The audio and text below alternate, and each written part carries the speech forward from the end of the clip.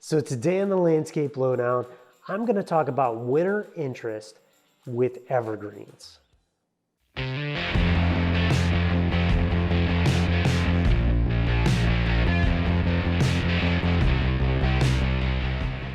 So the first thing I want to address is the question, what is winter interest? So winter interest is anything that makes your eye gravitate towards it during the winter. So when I'm talking about winter interest, I'm talking about plants specifically. There's other elements in the landscape that can be considered winter interest.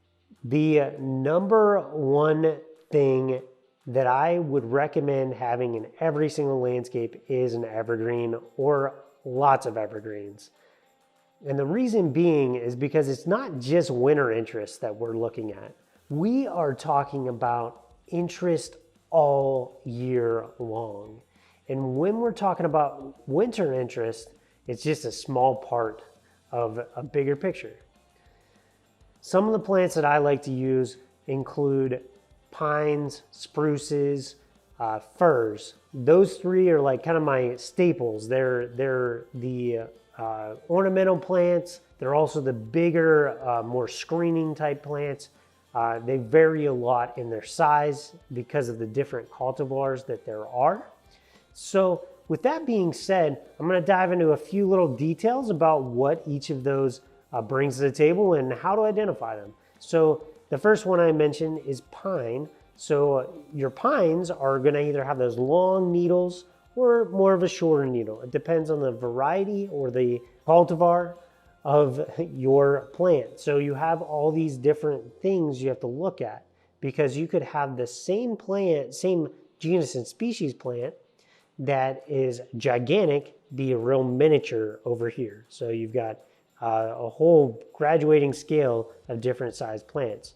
Pines, for example, have the Bosnian pine, which is a slower growing, smaller needles, not as long as like an eastern white pine, and they also grow slower. So they're more of a plant that I would recommend you could plant closer to your house versus some of the like the eastern white pine, which I'd recommend planting way out away from your house, or something along those lines. There's other types of pines out there. There's Vanderwolf pines. They have different textures and colors. There's blue hints. There's green hints of color in there, and different types of shapes, globose, conical, and that goes for pretty much every single type of evergreen we're talking about here. So the next one I want to mention are spruces. And again, there's a wide variety of spruce out there. You've got your Colorado blue spruce, you've got your Norway spruces, you've got your Serbian spruces, you've got all these different types of spruce, and they all come in different sizes based on the different types of cultivars. And they bring different colors. You've got your blue spruce, obviously that bright blue color. There's another variety out there, and I can't remember what it's called right now, but it actually has yellow tips when it first comes out. So you get this yellow, bright yellow color, and then it kind of fades to a green later on in the year, and you don't even know it had yellow tips at the end of the season.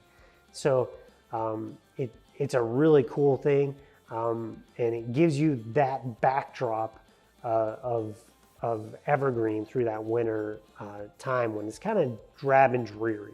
So going from these little miniatures and dwarves the whole way up to your hugest Norway spruce you have. I used to use the word hugest, but it's the biggest Norway spruce you have. There's all types of different variations in that. And then finally, my favorite is the fir. And the fir is just, it's a very nice plant. It's got different shapes and colors and sizes. You got greens, you got silvers, almost like a silver white color, which is pretty cool. You've got the different shades of green with the undersides of the needles being actually lighter colored. So they're super cool. And they're all also pretty soft to the touch versus spruce, which would be more of a spiky type of feeling. We've got all different types of variations in that as well. You got your miniatures and your dwarfs. I use a lot of times I'll use a dwarf Korean fir for planting up near a house because it stays very condensed and small, and it works really well as a great focal point in the landscape. Now, the second group that I want to talk about is more of the filler group. It's those things that are like boxwoods and evergreen hollies and yews and things like that, where they're consistent throughout the season.